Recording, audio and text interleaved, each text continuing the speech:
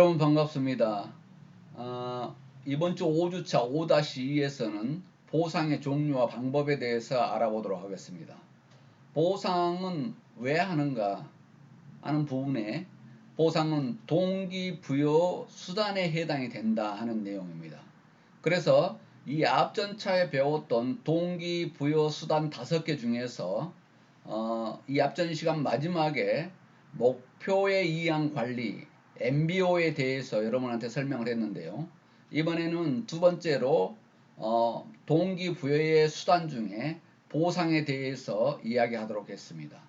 그래서 동기부여가 그만큼 중요한데 지금 세부적인 내용을 보다 보면 큰 숲을 보지 못하는데 다시 한번 그 큰 숲을 환기시키면서 수업을 시작하도록 그렇게 하겠습니다. 자, 동기부여의 수단을 크게 5가지로 구분했는데요. 우리는 목표 관리에 관련된 내용을 이 앞전 시간에 수업을 했습니다. MBO에 대해서 수업을 했죠. 목표 관리는 어떻게 하는 것인가에 대해서 수업을 했는데요. 이번에는 보상에 관련된 내용을 수업하고 시간이 여유가 있다면 인정 프로그램까지 들어가도록 그렇게 하겠습니다. 자, 그래서 오늘은 동기부여 수단 중에 목표 관리를 이 앞전 시간에 배웠고 오늘은 보상부터 들어간다 하는 내용입니다. 왜 이 내용을 교수는 설명을 하냐면 여러분들이 숲으로 세부적으로 들어가다 보면 지금 왜 그것을 배운지를 모르기 때문에 이 내용을 설명하려 하는 것입니다.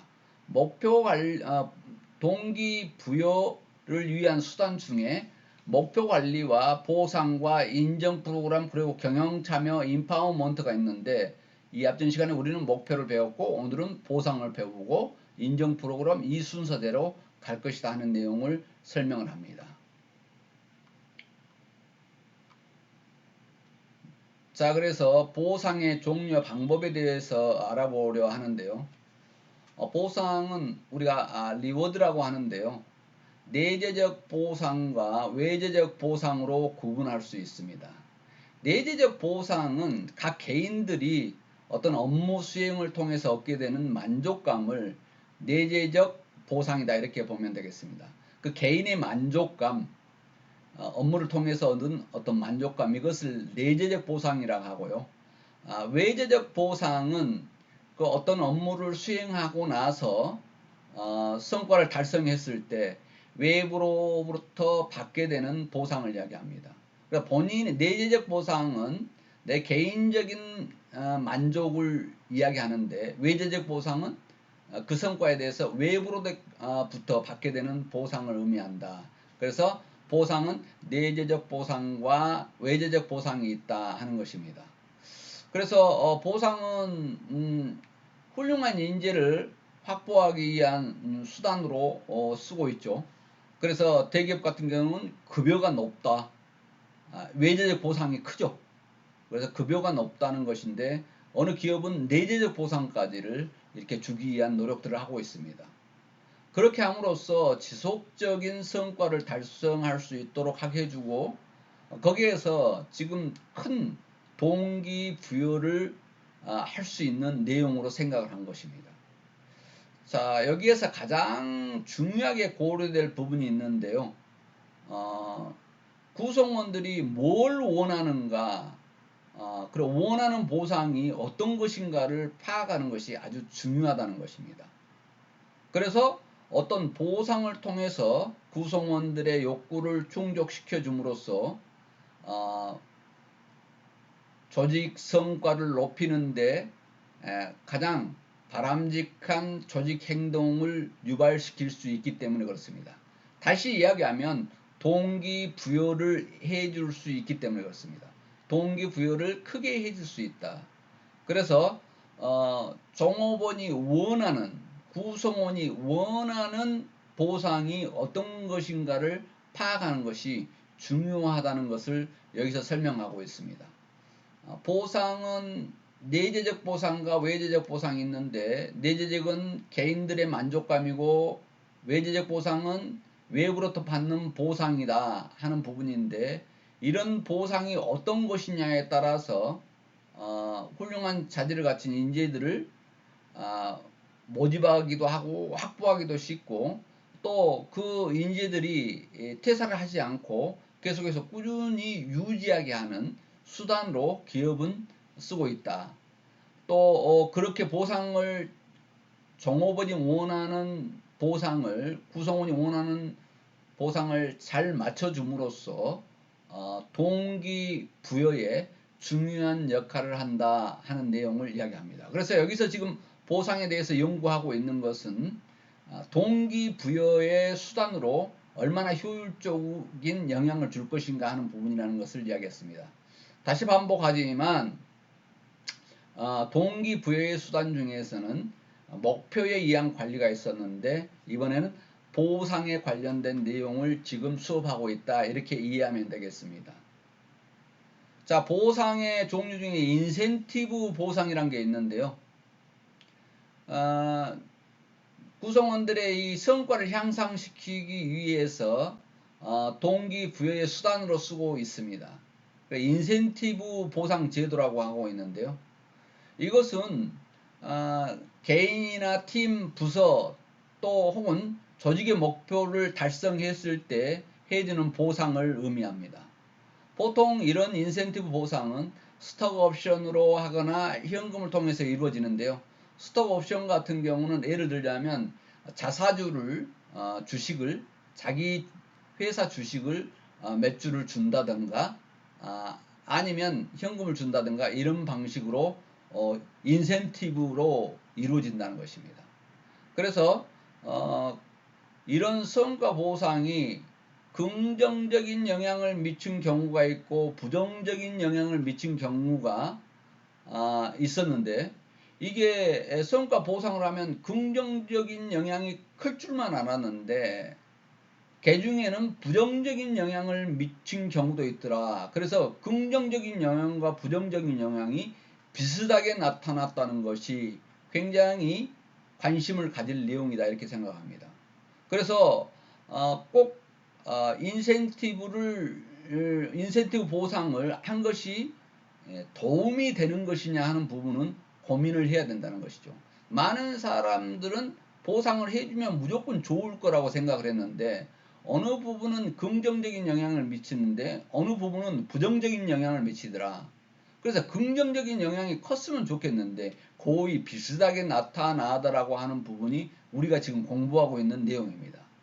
그래서 금전적 인센티브가 성과의 질과는 상관관계를 보이지 않았다는 것이죠. 성과와 양과는 상관관계를 가지고 있음을 밝혀냈는데요. 그래서 성과의 질과 상관관계는 보이지 않았다는 것입니다. 양과는 상관관계를 가지고 있지만 질과는 상관관계를 보이지 않더라 하는 내용입니다. 자, 여기서 어려운가요? 다시 한번 설명하도록 하겠습니다. 성과 보상을 해주니까 긍정적인 영향만 있을 줄 알았는데 부정적인 영향과 비슷하게 나타나더라는 것입니다. 그래서 이 금전적 스탁 옵션이나 현금을 통해서 이루어지는 이 인센티브 제도가 금전적 인센티브 제도가 다시 한번 살펴보니까 성과의 질에는 영향을 주지 않았고 성과의 양과는 상관관계를 가지고 있더라는 것입니다. 그래서 어떤 생산 부서나 이런 데서는 금전적 인센티브가 많은 양을 생산할 수 있는 도움을 줄 수 있을지 모르겠지만, 어떤 기획이라든가 아이디어를 내고 이런 관계에서는 상관관계를 그렇게 보이지 않은 내용이 있었다고 하는 내용입니다. 굉장히 중요한 부분이죠. 주면 될 것이라고 하는 것이 부정적인 것으로도 나타나더라 하는 내용입니다. 자, 다니엘 핑크라는 학자는 이렇게 주장을 합니다. 인센티브는 직원들을 일이 아니라 돈에 집중하게 만든다. 이렇게 주장을 했습니다. 그래서 창의성이 요구되는 업무에는 인센티브 제도가 해롭다 이렇게 주장을 합니다. 그러니까 성과의 양이 아닌 질을 요구하는 업무에는 인센티브 제도가 해롭다 이렇게 주장을 합니다. 그래서 당근과 채찍으로 이렇게 대변되는 금전적인 보상은 업무의 양에 대해서는 적용이 될지 모르지만 어떤 혁신과 창의성이 요구되는 오늘날의 조직에서는 효과적으로 적용이 되지 않더라고 하는 부분입니다. 그래서 예를 들자면 생산 공장에서 양을 많이 늘리는 데는 이런 인센티브 제도가 성과를 나타낼지 모르지만 어떤 성과의 질, 업무의 성과의 질에 관련된 혁신이나 창의성이 요구한 곳에는 그렇게 상관관계가 없더라는 것을 다시 한번 여기서 다니엘 핑크라는 학자가 주장을 합니다. 왜냐하면 성과와 창의성을 요구하는 행동들은 금전적 보상에 의해서는 제대로 동기부여가 되지 않기 때문이라고 하는 부분인데요. 이 내용들을 또 다른 사례들까지 같이 보면서 살펴보도록 그렇게 하겠습니다. 그럼에도 불구하고 다니엘 핑크가 주장하는 내용이 금전적 인센티브가 성과의 양에는 상관관계가 있지만 성과의 질에는 혁신성, 창의성에 관련된 성과의 질에는 영향을 주지 못하라는 주장이 있음에도 불구하고 아직 많은 기업들이 인센티브 제도를 채택하고 있는 이유는 단순한 업무에서는 이게 효과적이기 때문이라는 것입니다. 그래서 어떤 생산 공장의 양을 늘리는 그런 데는 효과적이더라는 것이죠. 또 어떤 기업들은 타성에 젖어서 그냥 그 전에 해왔으니까 그대로 그 방식을 고수하는 차원에서 하고 있다는 것입니다. 세 번째는 시행하기 쉽기 때문에 기업들이 선호하고 있다는 것입니다. 자, 그래서 기업들이 성과의 질에는 도움이 되지 않는 이 인센티브 제도를 채택하고 있는 이유는 단순한 업무의 효과이기 때문에 아니면 그동안에 쭉 해왔던 어떤 타성에 빠져서 그냥 그 방식을 고수하는 것. 또 한 가지는 얼른 시행하기가 쉽기 때문에 기업들이 선호하고 있다고 다니엘 핑크는 주장을 합니다. 자, 그래서 금전적 보상에 대해서 비판적 시각을 가진 학자들은 아주 부정적인 내용으로 이야기한 것을 볼 수 있는데요. 금전적 보상과 같은 외재적 보상은 효과적인 측면에서 보니까 매우 일시적인 경향이 있더라고 하는 부분입니다. 일시적인 효과는 있을지 모르지만 지속적인 못하더라. 또 한 가지는 업무 수행 내지는 목표 달성을 통해서 얻게 되는 내재적 보상을 감소시키는 경우도 있다고 주장을 합니다. 그래서 내재적 보상이라고 하는 개인의 만족도라고 그랬어요. 이런 내재적 보상을 감소시키는 경우도 존재한다고 주장합니다. 또 금전적 보상은 낮은 수준의 욕구만을 충족시켜준다고 지장하고 있습니다. 욕구의 낮은 수준을 충족시킨다 이렇게 보면 되겠습니다.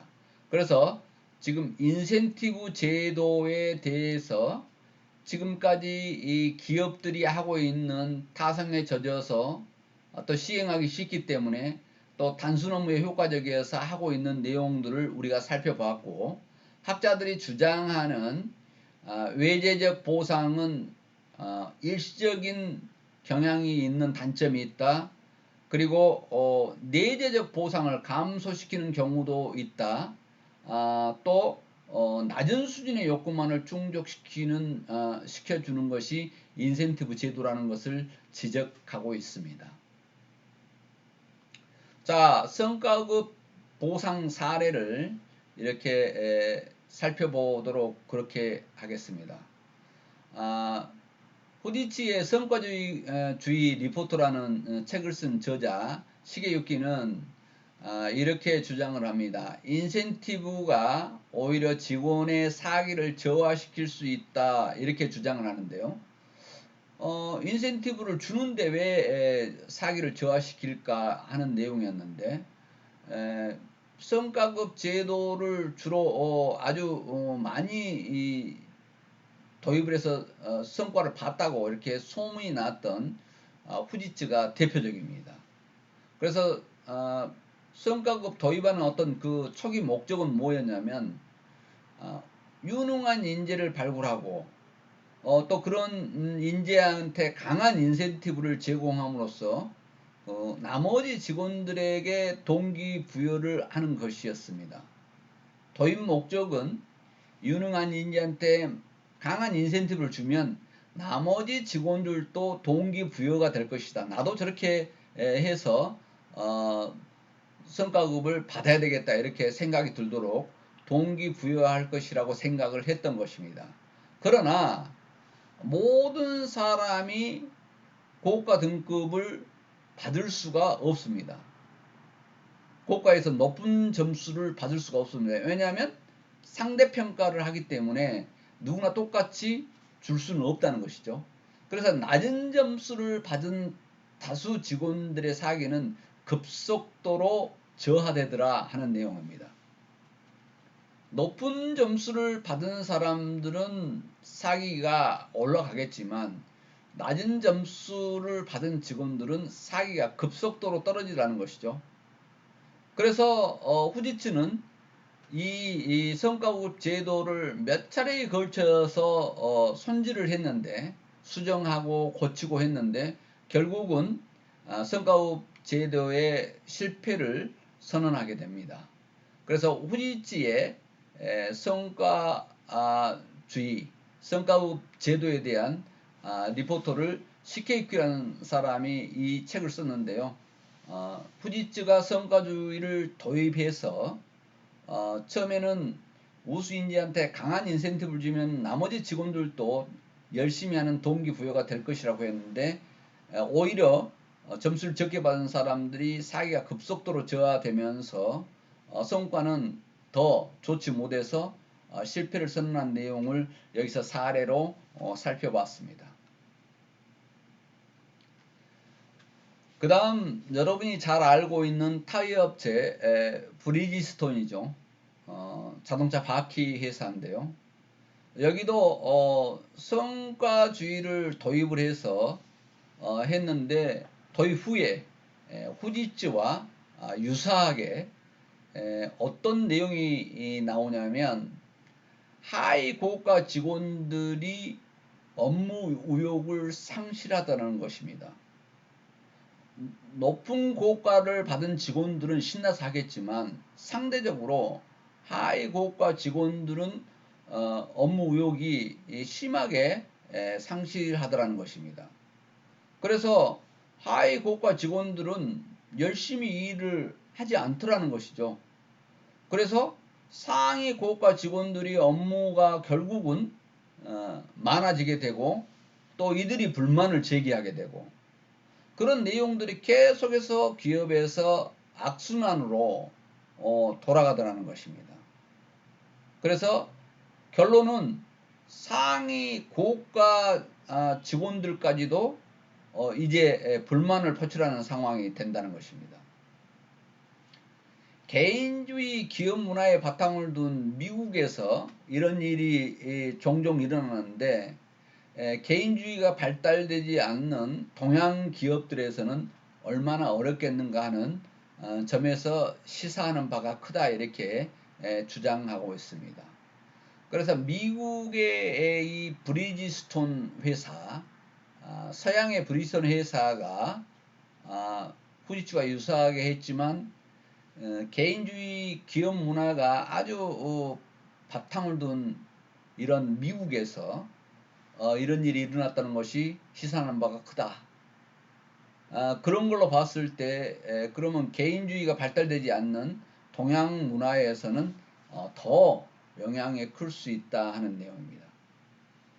이 성과급 제도가 그러면 상위 고가 직원들은 기분이 좋으니까 더 열심히 해야 되지만 업무가 너무 상위 고가 직원들한테 밀리다 보니까 상위 직원들까지도 불만을 터뜨렸다는 표출을 하더라는 상황이 이렇게 발생했다는 것입니다.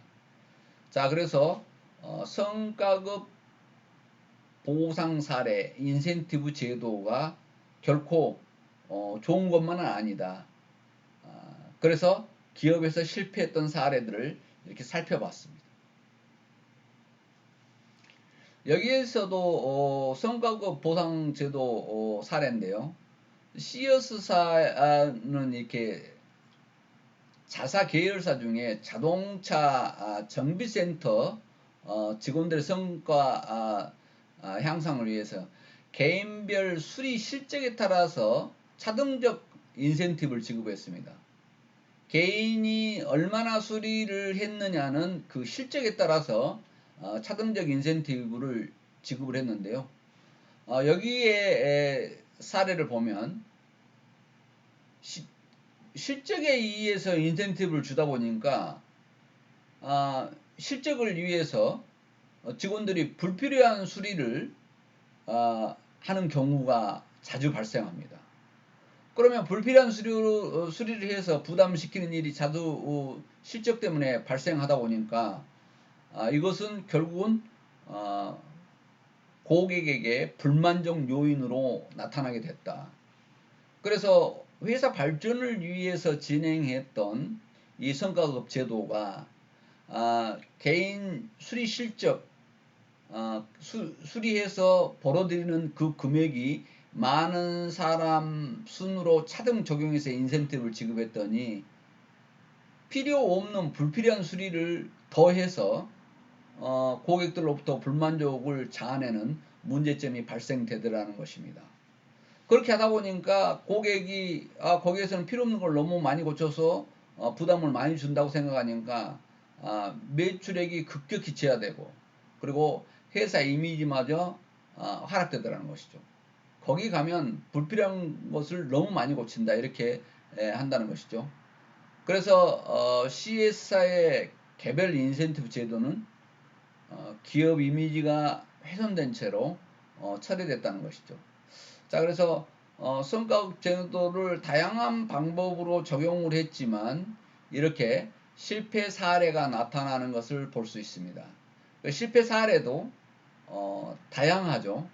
지금 시어스사에서는 개인별 실적에 따라서 차등을 줬는데 필요 없는 불필요한 수리를 계속 고객에 부담시킴으로써 고객의 불만족으로 나타났고 또 브리스톤에 대해서는 직원들의 고가를 상위 고가를 준 직원들을 봤더니 상위 고가 직원들은 만족할 줄 알았지만 하위 고가 직원들이 열심히 안 한 것 때문에 상위 고가 직원들이 일을 많이 하다 보니까 양쪽 다가 불만이 이루어지다는 것을 볼 수 있었고요. 그 다음에 후지츠에서는 유능한 인재에게 인센티브를 지급했는데 낮은 점수 직원들이 사기가 급속도로 저하된 것을 볼 수 있었다는 이 성과급 제도, 인센티브 보상 제도가 문제점이 있다는 것을 여기에서 사례를 보면서 우리는 살펴볼 수 있었습니다. 그런데 지금 이 인센티브 제도 중에서 지금 중요했던 것은 여기에서 하나 우리가 짚고 넘어갈 게 여기에 있습니다. 이 인센티브 제도, 금전적 보상은 성과의 양에 관련된 내용에는 도움이 될지 모르지만 성과의 질에 관련되는 혁신이나 창의성을 요구하고 있는 조직에는 맞지 않더라 하는 내용을 꼭 우리가 기억하고 갈 필요가 있다 하는 내용입니다. 그래서 금전적 보상이 결국 크게 도움을 주지 못한다고 하는 내용을 여기에서 주장을 했는데요. 내재적 보상, 외재적 보상인데 지금 이 장에서 보상에 대한 내용을 결론을 짓자면 외재적 보상은 장단점이 있을 수 있다. 그리고 외재적 보상만이 능사가 아니다. 지금 이 내용을 내재적 보상이 더 중요하다고 하는 것을 주장합니다. 다시 이야기하면 생산의 양의 성과의 양에 도움이 되는 것은 외재적 보상이 도움이 될 수 있지만 성과의 질에 관련된 내용은 내재적 보상이 더 중요하다는 것을 여러분한테 이야기하고자 하는 것입니다. 자, 그래서 보상의 내용 중에서 성과급 보상 사례, 시어스 사례까지를 살펴봤습니다. 여러분, 그 다음 보상 사례는 5-3에서 또 변동급 보상 사례에 대해서 설명하기로 하고요. 오늘 5-2 수업은 여기서 마치겠습니다. 비대면 강좌 듣느라고 여러분 대단히 수고했습니다.